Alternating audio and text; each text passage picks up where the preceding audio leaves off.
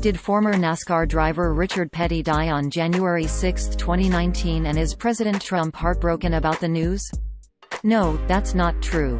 The story was published by a liberal satire website that tries to educate gullible Trump supporters and Republicans about the need to actually click and read links before sharing or liking them in order to avoid being embarrassed by fans of the site later.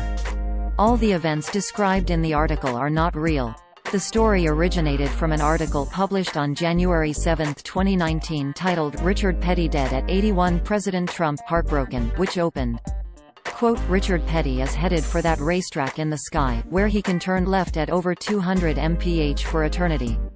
At 81, Petty was one of the best-known and well-respected figures in NASCAR history. He won 17 Winston Cups and the JetBlue Super Bowl sweepstakes. He took home the trophy from Daytona 7 times.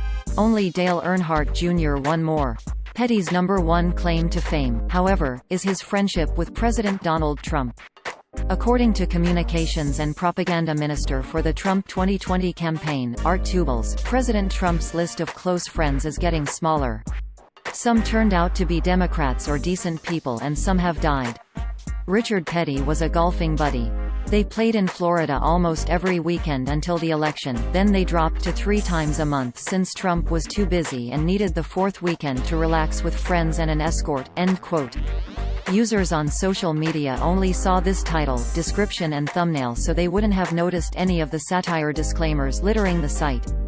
Quote, "Richard Petty dead at 81, President Trump heartbroken. Petty died on January 6 quietly at his home in Pensacola," end quote.